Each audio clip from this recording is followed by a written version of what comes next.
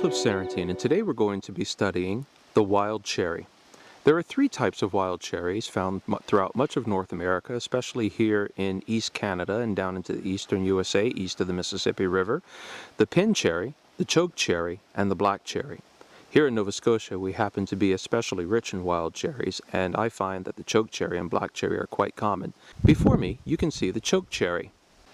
This tree is easily identified by its bark and foliage. It has a copper-brown bark with small, oblong, horizontal, whitish dots, and it has finely toothed leaves that are largely oval, with a large central vein running down the middle. Leaves come in groups of 3 to 5. The leaf is often preyed on by small worms.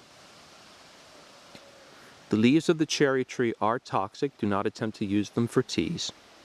Some other distinguishing characteristics of the wild cherry tree: it is one of the first trees to create blooms during the spring. The wild cherry tree becomes covered with brilliant white to pinkish blooms, small blooms, many of them, thousands on even a small to medium-sized tree.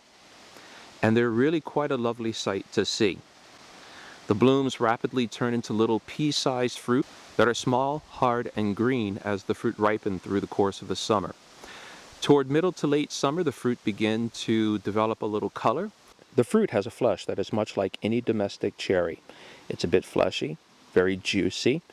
It's known, though, for being just a bit bitter. In fact, if you eat the wild cherry, it puts a sort of tackiness on your tongue that might be described as feeling as if it's put a bit of a fuzz or a fur on your tongue. However, this is not too bad, and in fact one quickly gets used to it and actually develops a taste for it, I find. It becomes much like the bitter that one experiences with beer. It's a little bitter, but one becomes used to it and then comes to like it as one associates that slight bitter and tackiness with the taste of the wild cherry.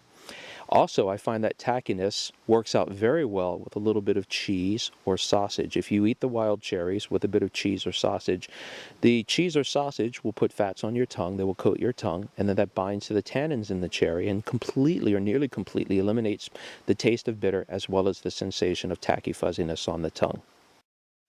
Wild cherry trees are very vigorous and begin producing fruit quite young in life. In fact, once they're only a couple of feet tall, they begin to produce fruit. The wild cherry tree often will develop into a small to medium-sized bush, but if it doesn't have competition from other tall trees, it can grow quite large, and I have encountered wild cherry trees in the woods 60 to 80 feet tall. Unfortunately, when they get that big, the cherries are quite inaccessible unless you want to climb up there for a ladder, but there's no need, as most of the cherry bushes and trees around here are between 8 and 12 feet tall and easily accessed, and there are indeed a lot of them.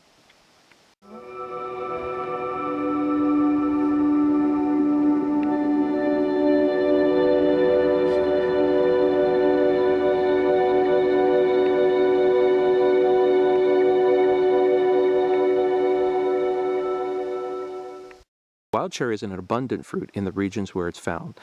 On our land, just our land alone, the 150 acres or so that comprise our homestead, there are probably 1,000, maybe 2,000 pounds, I would estimate, of wild cherries. We will only harvest maybe 50 pounds of these because we simply cannot use them. It is a shame that the wild cherry is so underappreciated and underutilized, as it is a ready food source. It makes lovely jams and excellent jelly. In fact, one of our favorite breakfasts are pancakes here at 12 Corby's Hollow, doused in wild cherry jam or syrup. And one of these days I'm going to experiment with making a wild cherry wine. I imagine it will be an excellent wine. I love to see wild cherries in the late summer. Their bright red colors look like gems hanging on the trees. Thank you for joining me for another episode of Edible and Medicinal Treasures of the Wildwood. And remember, every forest is enchanted.